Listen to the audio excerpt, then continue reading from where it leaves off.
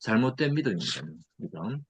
이제 신념이라고 할 수 있죠. 그죠? 신념, 가치관, 철학이 우리가 이제 고객의 정체성을 이야기해 주는 거고요. 어, 코칭 핵심 역량에서도 우리가 그 정체성 통합이라는 그런 역량이 있지 않습니까? 정체성.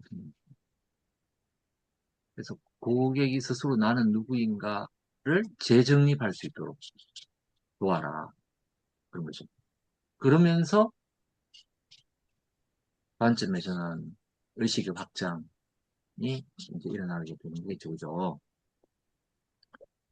뭐 그것이 궁극적으로는 다시 또 들어오면 우리가 갖고 있는 고객의 잠재력, 창의성,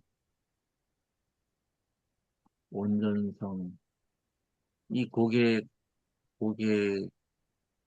가지고 있는 그런 힘을 고객 스스로 펼칠 수 있고 그 펼친 힘으로 고객이 가진 그 이슈를 해결할 수 있는 거죠. 뭐 이슈 해결뿐만 아니고 고객이 더 성장하고 발전할 수 있도록 돕는 것이죠. 그런데 잘못된 믿음이다. 잘못된 신념. 그 신념이 이제 지금 음, 고객이 아니고 코치의 잘못된 신념입니다. 코치. 코치가 잘못된 믿음을 갖고 있으면 어떻게 될까요? 우리가 이제 코칭 마인드셋이라 그러잖아요. 마인드셋. 저는 그 마인드셋을 그릇이라고 표현하거든요. 그릇. 예. 우리가 됨됨이 이렇게 해야겠죠. 됨됨이. 그리고 내가 좋은 그릇이 되는가. 그 그릇이 뭔가요? 이제 고객을 담을 수 있는 그릇이라고 생각이 됩니다. 고객의 생각과 감정과 욕구와 가치를 제가 코치로서 담을 수 있는가? 내 그릇이 정말 요만한 머그컵인가? 아니면 뭐 아주 큰 음, 그런 뭐 수영장, 뭐 바다, 강물, 연못, 저수지, 뭐 그런 그릇인가? 예. 에 따라서 코칭의 결과가 달라지겠죠, 그죠? 그런데 만약 이렇게 우리 마샤 레이놀즈 그런 얘기예요. 만약 당신이 주어진 공식이나 주어진 모델만 따른다면 그건 진정한 코칭은 아니, 아니라는 거예요. 영어를 찾아봤어요. 이게 공식을 포뮬러라고 이야기했고요. 모델을 그냥 모델, 우리 GROW 같은 그런 모델을 이야기합니다. 요대로만 따라 하는 것은 진정한 코칭이 아니다. 자, 한번 같이 보겠습니다. 그럼 다시 이제 우리 마샤 레놀즈를 저는 이제 좋아합니다. 좋아하는 이유가 그런 것 같아요. 여러분도 이제 우리가 살아오면서 우리가 바뀌잖아요. 그 바뀌는 게 성장하지 않겠습니까? 그 성장의 원동력이 뭐가 있을까요? 뭐 여러 가지가 있겠죠. 뭐 학습도 있고, 또 뭐 경험도 있고, 또 뭐 스스로의 어떤 수련도 있고, 뭐 이런 과정에서 뭐 좋은 사람, 책, 뭐, 뭐 친구, 또 환경, 뭐 이런 것들이 우리의 성장을 촉진하지 않겠습니까? 그죠? 그런데 저는 이 학습을 굉장히 다양하게 저는 시도를 했습니다. 대학교 때는 잘 모르니까, 제가 그냥 내가 좋아하는 거 공부했습니다. 문학을 했습니다, 문학을. 제가. 근데 제가 직장 생활을 하니까요, 이 세상은 이렇게 뭐죠? 이게 호리호리하다? 뭐, 이게 쉽지 않더라는 거죠. 소위 말하는 문사철로 가지고는 먹고 살기가 어렵더라는 거죠. 뭐, 직장 생활하면서, 세상을 하면 경제를 해야 되구나. 그래서 제가 경제학을 공부를 했습니다. 근데 한 10년 이렇게 열심히 일을 하니까 좀 알만 하더라고요. 근데 하면 할수록 세상은, 세상을 알면 알수록 세상은 사람을 알아야 되는구나. 그래서 제가 사람 공부를 시작했습니다. 근데 요 세 가지가 연결이 되는 사람 공부를 이제 경영학 안에서 사람과 조직, 인사 조직을 연구를 했습니다. 그러다 보니까요, 뭐 이제 책을 보고 뭐 논문을 보고 이제 제가 아는 것만 아는 거죠. 그래봤자 뭐 논문 한 300편 읽고 그, 그 박사 학위 받았습니다. 논문 쓰고. 그리고 뭐 제가 뭐 책 읽어봤자 몇 권 읽었겠습니까? 뭐 한, 뭐 몇 권 못 읽었겠죠. 뭐 한 500권 읽었을까요? 이거 갖고 제가 전문가라고 하기가 어렵잖아요. 왜 어렵냐? 제가 직장 생활을 20, 한 5년 정도 했습니다. 직장 생활을. 그리고 2014년에 제가 조직을 제 발로 사표를 냈습니다. 뭐 여러 가지 이유가 있었습니다. 가정적인 어려움. 그래서 제가 도저히 가장으로서 이게 내가 지금 그러니까 일이냐 가정이냐의 그 어떤 그 위기가 있었습니다. 제 인생에 가장 심각한 위기가 있었습니다. 그래서 저는 일보다는 가정을 선택했습니다. 그래서 그때 시간이 많아서 뭘 할까 다시 한번 방향 설정이 필요해서 뭘 했냐 하면은요. 도서관을 갔습니다. 도서관. 도서관. 제가 그때 이제 뭐 저희 동네에 가장 큰 도서관, 우리나라에서 가장 큰 도서관, 국립중앙도서관이 있습니다. 여기를 갔습니다. 그 여러분 아십니까? 우리나라 서초동에 있는 국립중앙도서관이 세계 10대 도서관입니다. 이거 정말 큰 의미가 있지 않겠습니까? 예. 세계 10대 도서관이라면요, 정말 어마어마하게 정말 의미가 있다고 봅니다. 왜? 우리나라 역사라든지 우리나라의 경제 수준이 사실은 그렇게 좋지 않았잖아요. 지난 시간을 돌이켜보면. 근데 우리가 그 많은 선진 국가를 제치고, 그 선진 국가는 일단 역사가 길잖아요. 예. 그리고 장서가 그만큼 많이 있을 거 아닙니까? 그죠? 근데 우리나라는 뭐 기껏 해봤자, 뭐 도서관 역사 해봤자 뭐 50년 정도밖에 안 될 거 아니에요. 그죠? 음. 근데 10대 도서관이요. 조경수 코치님, 우리나라 중앙도서관, 대표 국립도서관에 장서, 책이 한 몇 권이나 있을까요?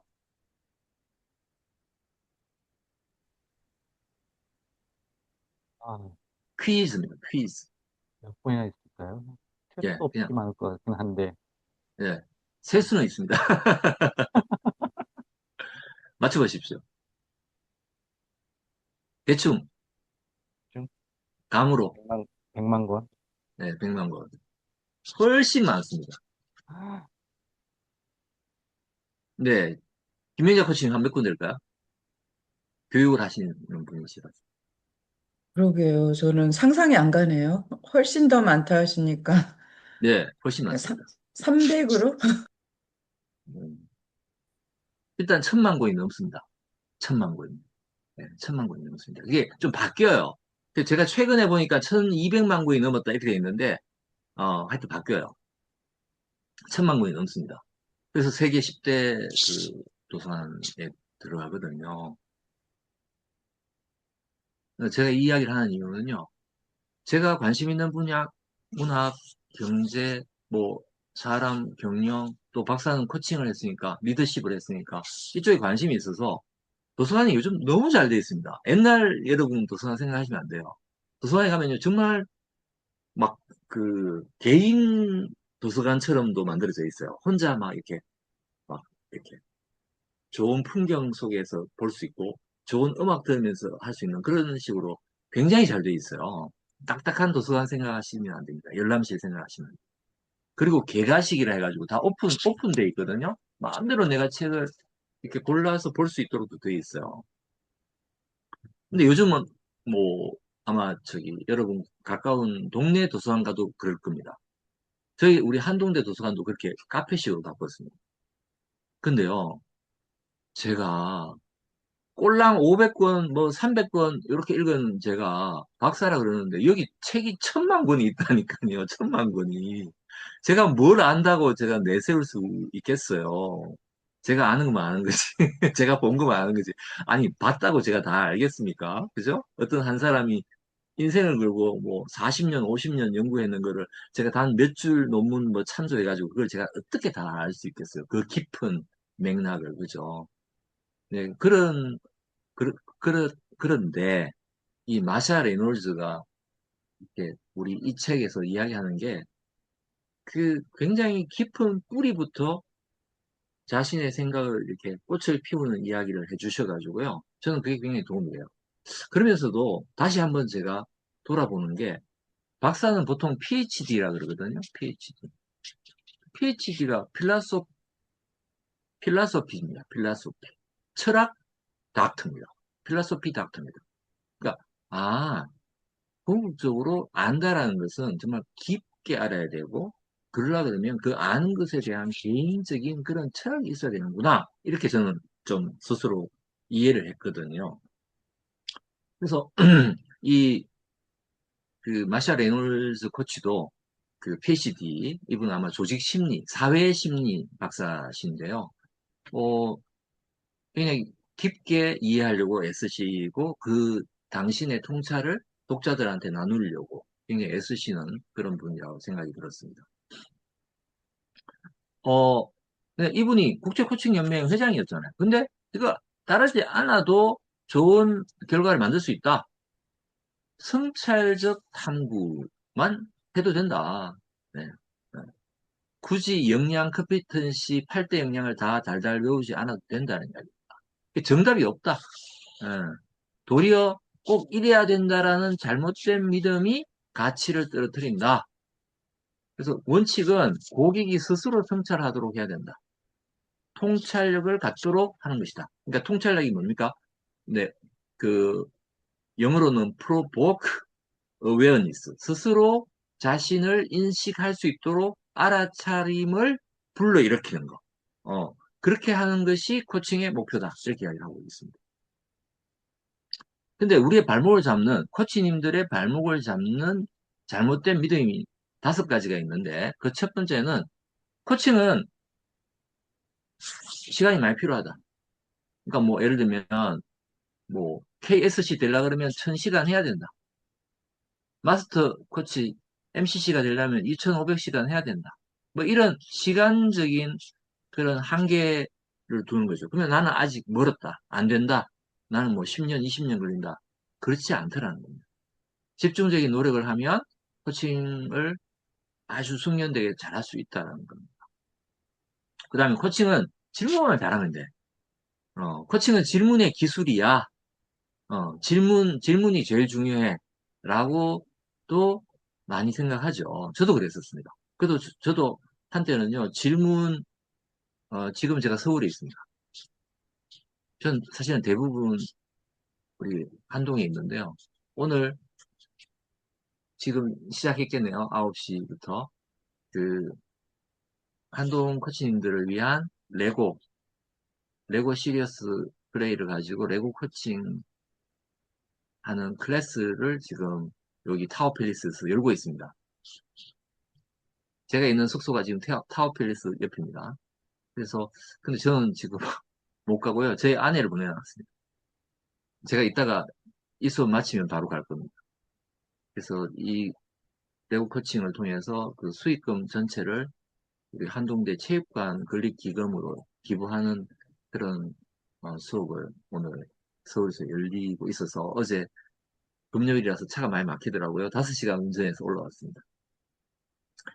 근데 제가 지금 서울에 제 연구실에 있는데요. 여기 책이 한 2000권 있거든요. 2000권. 지금도 제가 책을 바라보고 있는데 너무 기분이 좋습니다. 이 2000권을 제가 퇴직하고 2014년부터 집중적으로 책을 읽기 시작했습니다. 대부분은 리더십, 코칭, 심리학 책입니다. 제가 읽기만 한 게 아니고요. 여기서 좋은 질문을 제가 다 뽑았습니다. 그때는 인공지능이 없었습니다. 제가 다 이렇게 언더라인을 하고요. 포스트잇 붙여가지고요. 그 책이 아주 거지입니다, 거지. 그거를 이제 막 엑셀에다가 받아쓰기 하듯이 써서 제가 5천 개 질문을 만들었습니다. 5천 개. 네. 근데 이거를 다시 패러프레이징을 바꿨습니다, 제가. 맥락에 맞게끔. 맥락에 맞게끔. 그러면서 그거를 다시, 제가 여러분 아시는지 모르겠지만, 제가 삼성에서 마케팅 전문가였습니다. 마케팅도 그냥 마케팅이 아니고 데이터베이스 마케팅 전문가였습니다. 그래서 제가 이거를 5천 개를요, 대중소로 데이터를 다 분류했습니다. 그 다음에 키워드를 줘가지고, 약 300개의 키워드를 가지고 이렇게 분류를 다 했습니다. 그래서 제가 어떤 생각을 했냐면, 나 이 질문만 있으면 어떤 상황, 누구를 만나더라도 나 다 코칭할 수 있어. 이런 어떤 자신감을 가지고 있었습니다. 그래서 이게 막, 나의 엄청난 자산이다. 이렇게 했는데요. 요즘 다 부질없는 짓이더라고요. 부질없는 짓이더라고요. 왜냐하면요, GPT가 다 알아서 해줘요. 물어보면. 내가 이 작업을, 이 책 2,000권 사가지고 한 7년을 집중적으로 책을 봤거든요. 7년을. 음. 근데, 그래도 의미가 있었겠죠. 네, 보려고 애썼다라는 의미. 열심히 데이터 분석하고 정리했다는 의미 있는데, 제가 꺼내지도 않습니다. 엑셀 파일로 있지만. 요즘 GPT가 너무 잘해줍니다.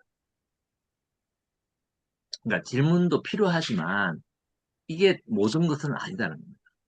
그 다음 세 번째, 모든 질문은 열린 질문, 오픈 질문해라. 네, 이렇게 알고 있잖아요.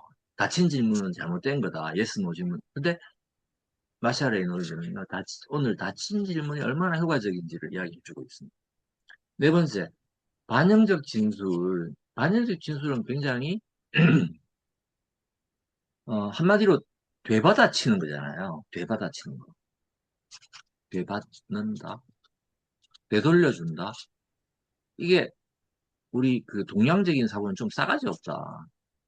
이렇게 생각하잖아요. 네. 우리는 좀 수능적, 좀 말 잘, 그러니까 이야기하면 네네 이렇게 잘 따라야 되는데 되받아서 물어보면요 굉장히 싸가지 없다 이렇게 생각하잖아요. 그래서 이걸 회피한다는 거야. 이게 왜냐 대립.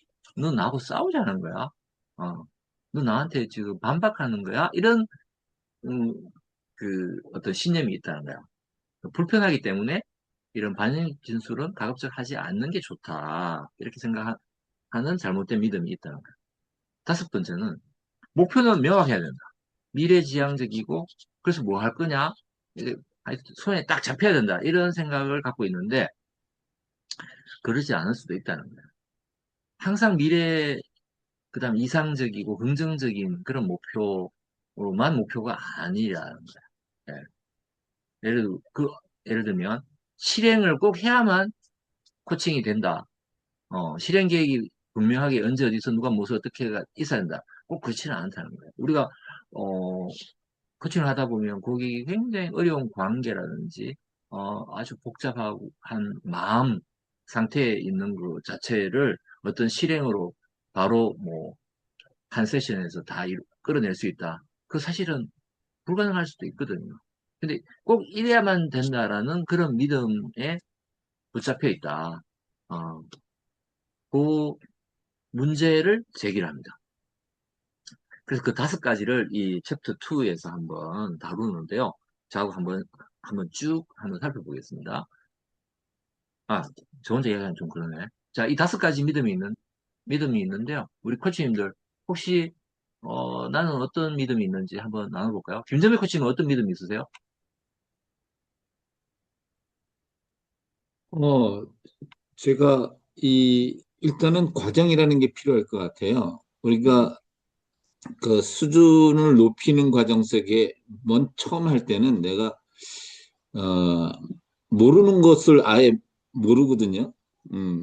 1단계거든요. 음, 그럴 때는 일단은 모방을 해야 된다고 저는 생각을 해요. 음, 그래서 일단은 그 상위 코치가 얘기하는 부분을 이 포뮬러나 모델로 해서 딱 하고 그거를 자꾸 구조적 질문을 내가 자꾸 체화를 해야 음, 그 다음에 창의가 나오는 부분이 아닐까? 모방 다음에 창의다. 그래서 그거는 그 이 코치의 레벨에 따라서 음, 좀 그 맞게 설명해 준다면 이런 잘못된 믿음이라고 하는 부분도 충분히 이해가 되고 지금에서는 제가 이 부분이 아, 다 수긍이 됩니다. 네. 아, 그러시군요. 네. 김민성 코치님은 이미 뭐 슈퍼바이저 코치님이신데 혹시 이런 믿음 어떤 게 좀 떠오르세요? 뭐, 이제 5가지에 다 동의되는 반대, 이제, 그렇다고 해서 뭐, 완벽하냐 하면은 아닌 것 같아요. 그러니까, 음, 이렇게 반영적 지술이나, 이렇게 명확한 목표가 필수적이다는 거에 대해서 고객하고 이해하면은, 이분이 천재는 이렇게 목표를 정확하게 말하지 못하는 상태구나 하고 느낄 때도 있거든요. 그러면은 거기에 맞춰서 그렇게 해야 되는데, 간혹가다 또 제가 막 그게 불명확하니까, 음, 거기에 대해서 속여는 이제 이렇게 알아차림이 생기는 거죠. 이 갈등에 대한, 예. 그래서, 아, 내가 여기에 대해서 좀 뭐가 묶여 있는 게 있구나. 좀 음, 고객하고 좀 더 이렇게 개방적으로 코칭이 안 되고 있구나. 네. 그런 것들, 예. 그리고 또, 반영적 진술도 그렇죠. 예. 예를 들어서 뭐, 어, 뭐, 여러 가지 얘기하는데, 여기 왜 왔는지 모르겠다 하면은, 그걸 딱 말하고 싶은데, 혹시나 고객이 음, 음, 뭐, 이렇게 이상한 생각할까 봐, 네, 음, 계속 말을 돌린다든지. 그때 제가 또 문득 알아차릴 때가 있죠. 예, 그러면은, 아, 음, 네, 그러면은 또 다시 복귀할 때도 그렇게 느낄 때 있고, 또 음, 코칭하다가 순간 느껴지면 이제, 어, 저기, 클리어하게 또 대화를 나누긴 하는데, 이런 것들이 늘 이렇게 뭔가 통찰적이어야 된다는 게 느껴져요. 네. 네. 질문에 대해서는 진작에 저도 우리 저기 이동훈 교수님처럼 되게 이렇게 질문을 정리하고 막 여러 가지를 막 수집하려고 했던 시절이 있었습니다. 근데 부질없다는 거 저도 뒤에. 네. 결국은 고객이다. 예. 예. 그래서 이제 딱 접었던 기억이 나네요. 네. 네, 감사합니다. 네. 또 우리 나눌 시간 더 드리도록 하겠습니다. 지금 조금 5가지를 한번 알아보고 같이 나누도록 하겠습니다. 첫 번째 잘못된 믿음, 시간이 많이 필요하고, 코칭을 잘 하려면 시간이 필요하다. 시간이 사실 필요하죠. 근데 얼마가 적절한가는 없다는 겁니다. 근데 이게 어디서 왔냐면요. 우리가 사실 마샤 레놀즈 코치님 같은 경우, 이제 그 많은 시연을 하시거든요. 근데 이분은 이거를 시연하는 것을 유튜브에 계속 올리세요. 그래서 많은 시연을 여러분 보실 수 있습니다. 특히 요즘은 뭐, 이 인공지능이 영어 번역도 너무 잘해주기 때문에 아마 그 시연을 보실 수 있거든요. 제가 제 블로그에 뭐, 또 많이 제가 번역했는 거를 이렇게 정리해서 올린 적도 있습니다. 이 시연을 보면요. 아우, 정말 뭐, 매직이죠, 매직. 마술처럼 아주 그냥 이 순간적으로 이렇게 고객에게 변화를 불러일으키죠. 예. 그 다음에 이거 보면 질리죠. 아, 나는 아직 멀었다. 나는 어떻게 하지? 나는 안 되는 것 같아. 이렇게 지레 막 포기하기도 하고 두려움을 느끼기도 합니다. 네. 그 다음에 이제 우리가 그, 코드콜을 하죠. 그죠? 코치도 코치. 그래서 많은 피드백을 합니다. 오늘도 제가 방금까지 KSC 준비하시는 분들 뭐 시연하고 네, 슈퍼비전을 했습니다. 근데 이거 하다 보면 당연히 평가 기준이 있고 이 평가 기준을 가지고 이제 뭐 소위 말하는 뭐 잘한 거 또 보완해야 되는 부분을 하다 보면 아무리 이 뭐랄까 내공이 있는 분들도 스트레스를 받죠. 또 자신감도 떨어지고 네, 그러다 보니까 아 나는 아직도 준비가 덜 됐구나 이런 생각을 하는 거죠. 이 두려움이 자꾸 커진다는 겁니다. 잘하려고 할수록 두려움이 커지는 거예요. 도대체 이 코칭의 끝은 어디가 있을까? 그래서 이 코칭을 하다가 이렇게 주저앉는 분들이 많아요. 주저하고 주저앉는 분들. 나 좀 코칭 쉬었다 해야 되겠다. 좀 더 내가 수련을 더 하고 오겠다. 이런 분들이 있는데요. 뭐 코칭의 수련은 저는 그렇게 생각합니다. 자꾸 해보는 것밖에 더 있을까? 자꾸 해봐야지 뭐. 쉰다고 해서 되는 게 아니다. 자꾸 부딪히고 실패하고 실패하고. 그 어떤 분이 마스터 코치님에게 물어본 거죠.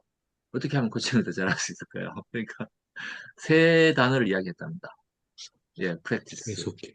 예, practice. 예, 계속 연습해라. 잘할 때까지. 예. 그리고, 근데 여러분, 이 마샤 코치가 그렇게 이야기했어요. 나는 계속 코칭이 좋아지고 있다. 왜? 계속 코칭을 하고 있기 때문이다. 이렇게 이야기하셨어요. 마스터 코치도. 끝이 없다는 뜻입니다. 네, 생각을 바꾸는 데는 시간이 필요하다. 네. 그러니까 생각, 습관, 이거 바꾸는 데 시간이 필요하죠. 네. 연습해야 되죠. 네, 인내력이 필요하죠. 네. 조금씩 좋아집니다. 끝없는 여정입니다. 끝없는 여정입니다. 네. 근데 완벽해질 때를 기다려라. 뭐, 내가 산에 가서 돌을 닦겠다. 네, 수련하겠다. 그럴 필요가 없다. 계속 우리 강호에서 계속, 예, 고객을 만나라. 네. 초보도 코칭할 수 있다. 예, 안전한 그런 공간, 스페이스, 프레젠스만 있으면, 네, 충분히 효과적인 코칭을 할 수 있다. 네, 고객이 마음을 열고 이야기를 시작만 해도 충분히 코칭이 진행된 거다. 이렇게 하고 있습니다. 그래서 코치님들을 위해서 이제 제언을 하시죠. 예, 기초 배웠으면 바로 고객을 만나라. 고객을 편안하게 해주는 것만 해도 관계가 형성이 되고, 좋은 코칭이 될 수 있다. 그걸 연습하다 보면 성장한다. 이렇게 완벽한 코치는 없다. 시작하고 연습하고 또 멘토링 꼭 받아라. 이 멘토링은 이제 피드백입니다. 이제 슈퍼비전을 얘기합니다. 슈퍼비전을 받아라. 그래야지 더 잘할 수 있다. 더 잘할 수 있다. 더 잘할 수 있다. 이렇게. 두 번째 잘못된 믿음은 질문. 질문이 필요하다. 필요하죠. 근데 질문이 다는 아니다는 거예요. 네. 신화. 네. 그냥 한 방에 끝내주는 기적의 질문. 이런 것들 기대하는데, 그렇지 않다. 열린 질문의 연속. 그러니까 질문만 계속하고 좋은 질문 리스트. 아까 제가 5천 개 리스트가 있으면 제가 다 될 줄 알았거든요. 근데 안 되더라고요. 강력한 질문 필요하죠. 강력한 질문이 효과적입니다. 그렇지만, 반영적 진술을 빠뜨리면 안 된다. 질문만 계속 하게 되면요. 고객은 내가, 예, 질문이 아니고 신문당한다. 시조당한다. 심지어는 고문당한다. 이렇게 느낄 수도 있다는 겁니다. 진실은 뭐냐? 정말 질문에 힘이 있다. 이 생각과 신념이 타당한지를 물어봐라. 누구죠? 고객의 생각과 신념이 타당한지. 네. 문제로 생각하지 말고, 그렇게 생각하는군요. 이렇게. 관점 전환의 기회다. 네. 혼자 쓰는 고객이 스스로 평가하기 어려운 것을 질문을 통해서 평가할 수 있다. 근데 질문만으로는 충분하지 않다. 그럼 질문만 충분하지 뭐냐? 네. 우리가 파트너십이라는 것은 함께 하는 거잖아요. 함께 한다. 함께 하려면 어떻게 신뢰해야 된다. 공감해야 된다. 안전해야 된다. 예. 그러면서 고객과 생각과 감정과 욕구와 가치를 이렇게 그 말, 스토리가 연결되면서 궁극적으로 내가 하는 게 아니고 코치가 하는 것이 아니고 고객이 스스로 알아차릴 수 있도록 하는 거다. 그러면서 고객도 성장하고 코치도 성장하는 거다. 사실 오늘 아침에 저희가 시연을 하고 슈퍼비전을 했는데요. 제가 완전히 다른 슈퍼비전을 했습니다. 왜? 슈퍼바이저도 이 광경을 지켜봤잖아요. 여기서 당연히 고객과 코치의 상호작용을 지켜봤잖아요. 이 파트너십을 지켜봤는데, 제가 슈퍼바이저로서 내가 오늘 이 슈퍼비전을 어떻게 해야 되는지, 저에게 떠오르는 생각과 감정과 욕구와 가치가 있었거든요. 그래서 제가 이걸 가지고 슈퍼비전을 했습니다. 사실은 오늘 이 시연이 굉장히 어려운 시연이었고, 환경도 어려웠고, 코치도, 코치가 일단 굉장히 어려운 상황이었어요.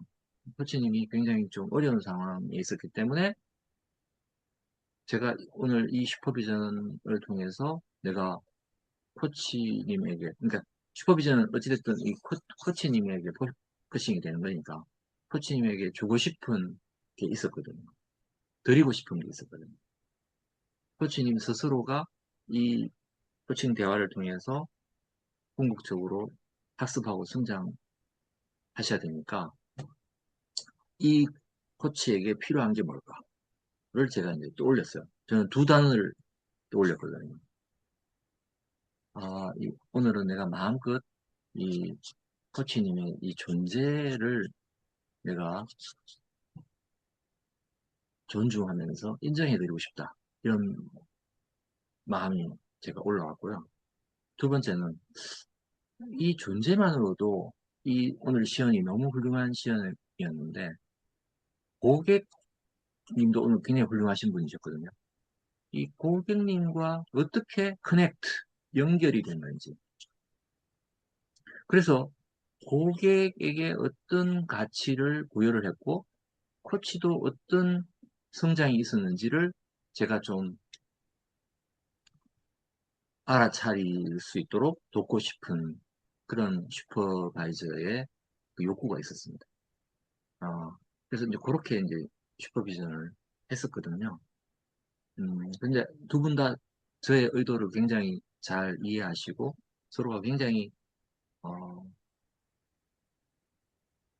좋은 시간을 보냈습니다. 근데 사실은 제가 이렇게 말을 길게 하는 이유는요, 그 고객님이 굉장히 지금 힘든 상황에 있는 분이에요. 아주 어려운 병을 투병하고 있는 분이셔서 저는 좀 이분에게 용기를 드리고 싶었었어요. 막 평가해가지고 이분을 막 제가 난도질할 필요가 없고 워낙에 성숙한 코치님이셨거든요. 근데 참 제가 마쳤지만 방금 전에 마쳤지만 아 좋은 시간이 되었구나. 그게 꼭 시험의 합격, 불합격 평가 기준을 통해서 그분에게 어떤 학습에 도움을 못 드렸다 하더라도 이 코칭 그 자체의 그 시간을 통해서 우리가 함께 성장하는 시간이었다. 뭐 이런 상호 피드백을 마치면 가졌습니다. 네.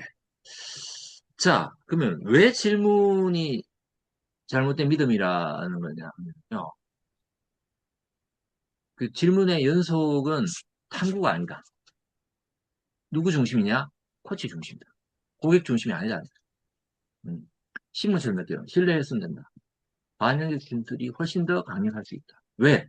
고객이 했는 말을 다시 반영해 주니까 고객에게 훨씬 더, 예, 그 임프린트, 각인이 빨리 된다는 거죠. 그죠? 예, 인쇄하듯이, 예, 나한테 탁 와닿는다는 거죠. 예, 빨리 와닿을 수 있다. 예. 그래서 질문도 필요하다. 그렇지만 이 반영을 서로 다 밸런싱을 해라. 이렇게 이야기하고 있습니다. 세 번째 잘못된 믿음은 뭐냐? 열린 질문만. 그러니까 반대인 닫힌 질문도 필요하다라는 것입니다. 닫힌 질문도 필요하다. 닫힌 질문, 이제 우리가 많은 교육 시간에서는 너무 닫힌 질문, 뭐 유도 질문 이런 것들이 심사에서 이렇게 개수까지 파악해가지고 당락을 이야기하죠, 그죠? 뭐 그것도 교육적인 효과가 분명히 저는 있다고 봅니다. 근데 조금 더 프로페셔널한 코칭을 할 때는 신뢰가 형성이 되어 있다면, 근데 신뢰가 형성이 되지 않은데 닫힌 질문과 유도 질문은 좀 전문성이 떨어지겠죠, 그죠? 일단 신뢰가 형성이 돼 있어. 그때 닫힌 질문은 효과적이다. 그리고 명료함을 준다. 새로운 관점을 준다. 라는 겁니다. 그래서 목적이 중요하다, 목적. 왜 이런 닫힌 질문을 하는지. 그래서 대화를 더 앞으로 나아가게 하는, 진전시키는 그런 힘이 된다. 뭐 그런 거죠. 뭐 맞나요? 정말 그런가요? 네. 뭐 이런 것들. 우리가 why라는 것도 질문하지 말라 그러는 이유가 왜 그런가요? 뭐 이런 것도 사실은 닫힌 질문일 수 있는데 필요의 경우에는 이게 굉장히 강력한 질문이 될 수도 있다는 겁니다. 효과적인 거, 목표를 명확하게. 그러니까 이 중에 어느 걸 할까요? 이렇게 물어보잖아요. 우리가 포커싱 할 때. 네. 그 다음에 정말 해결하는 게 이것이 맞나요? Yes, no. 맞는가요? 뭐 이런 거. 네. 반영했는데 내가 제가 이러이러하게 느껴졌는데 맞나요? 이렇게 물어볼 수 있겠죠. 그죠? 네. 고객의 동의. 어, 그러면서 무슨 변화가 있었나요? 있었나요? 없었나요? 네. 이런 식으로. 그다음 네 번째 잘못된 믿음은요. 반영적 진술을 하면 대립하는 것처럼 느껴진다. 그래서 내가 불편하다. 어. 그래서 반영적 진술을 하면 되나요? 된다. 라고 하면 편안하게 할 수 있고, 그렇지만 쉽게 할 수 있다라고 이해한대요. 근데 동양에서는 이게 우리가 예의 범절, 뭐, 모르는 사람한테는 따뜻하게, 뭐, 겸손하게, 뭐, 수용적으로, 긍정적으로, 이런 것들이 굉장히 우리의 정서 속에 어떤 문화와 가치로 있지 않습니까? 그래서 예의 없는 행동을 보여준다. 이런 것들을 조심하는데, 실제로 그렇지 않더라. 대립은 호기심과 배려, 그러니까 한마디로 존중하지 않고 물어보면 상대방이 기분이 나빠지니까, 그렇게 하지 말고, 안전한 공간 속에서, 안정감이 있으면 해도 된다. 근데 이 불편함이 있지만, 불편이 새로운 자극이 되고, 자극이 새로운 성장이 된다. 아픈 만큼 성장한다는 거죠. 성숙한다는 거죠. 그래서 제일 중요한 것은 신뢰관계가 먼저다. 이렇게 이야기합니다. 다섯 번째 잘못된 믿음은요, 명확한 결과, 원하는 미래가 분명히 있어야 된다. 그러니까 목표가, 골이 분명해야 된다. 라는 겁니다. 근데 그 목표라는 것은요, 이제 우리가 주제 선정, 주제의 뭐, 계기, 배경, 중요성, 이런 걸 가지고 이제 목표를 설정하잖아요. 근데 그 과정이 사실은 굉장히 불확실하고 혼란스럽다는 거죠. 음, 명확하게 하고 싶은 거죠. 그러면, 예, 탐구하는 거죠. 근데 주제를 갖고 왔지만 그 주제 안에는 두려움, 두려움 반신반이라고 그러죠. 네, 두려움 반, 그러니까 기대 반, 걱정 반. 근데 그럼에도 불구하고 이걸 떠올렸던 것은 그 사람이 갖고 있는 욕구와 가치가 있는 거죠. 그죠?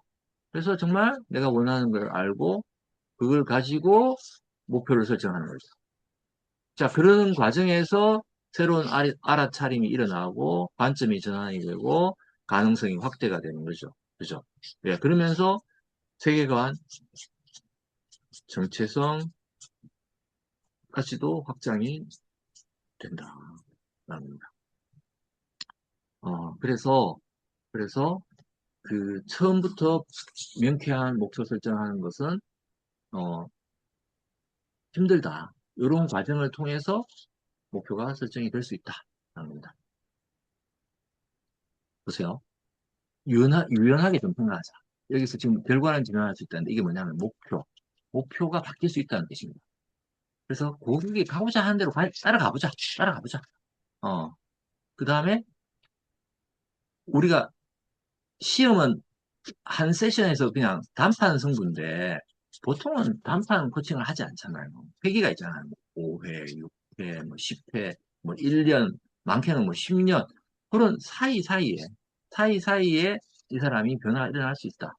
그래서 우리는 해야 되는 것은 그 코칭 만나는 그 스페이스를 좀 안전하고 신뢰 있고 존중하는 공간. 그래서 마음껏 이야기할 수 있고 또 그 편안함 속에서 코치의 호기심을 통해서 고객도 스스로를 다시 돌아보는 거.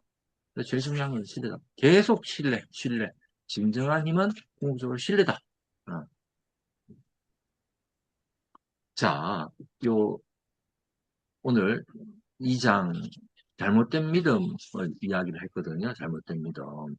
그래서 아까 우리가 어떤 잘못된 믿음을 가지고 있는지, 또 고객이 잘못된 믿음을 가진 건 뭔지, 그런 잘못된 믿음을 어떻게 인식할 수 있도록 도왔는지, 이런 걸 좀 토론하고 싶은데요. 요거 잠깐 얘기하고요. 제가 하나 더 나누고 싶은 게 있어요. 뭐냐 하면, 지금은 이제 우리가 코치의 잘못된 믿음 5가지를 이야기했거든요. 근데 고객도 잘못된 신념과 믿음이 있을 수 있어요. 근데 마침 이번 달 11월, 12월 하버드 비즈니스 리뷰 잡지에 표지 기사가 잘못된 신념, 리더의 잘못된 신념, 그러니까 우리가 기업에서 리더십 코칭을 하면 우리의 클라이언트가 어떤 잘못된 신념을 갖고 있는지가 커버 스토리 기사가 있더라고요. 제가 그거를 좀 가져왔어요. 그걸 잠깐 나누도록 하겠습니다.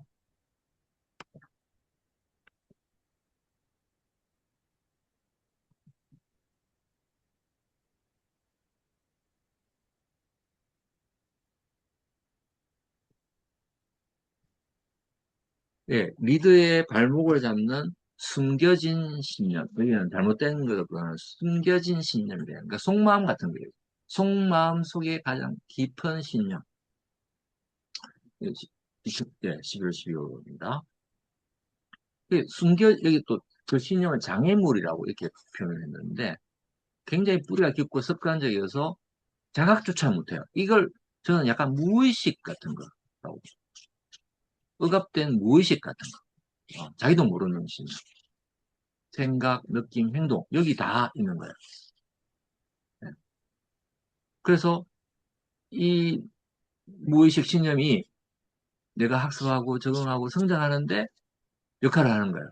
긍정적인 것도 있지만 부정적인 것도 있다는 거예요. 이 신념이 도대체 뭘까?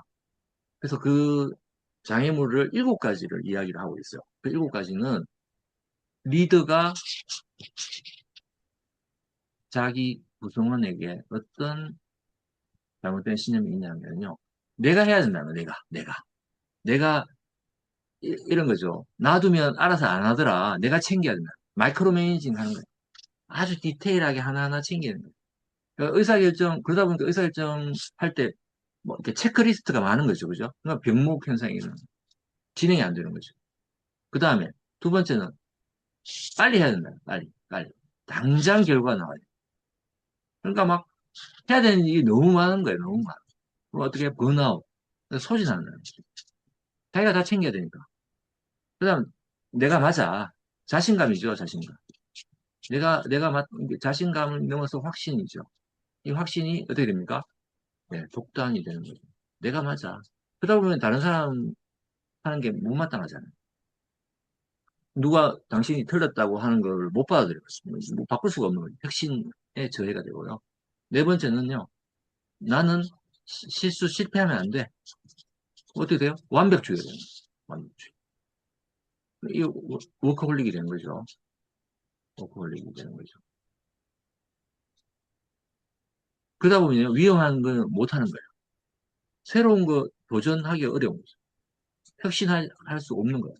안전한 것만 하려고 하는 거예요. 이런 장애물이 있고요. 또 어떤 장애물이 있냐면요. 또 이거 반대예요. 너무 긍정적이에요. 내가 할 수 있으면 너도 할 수 있어. 그러니까 동일시하는 거예요.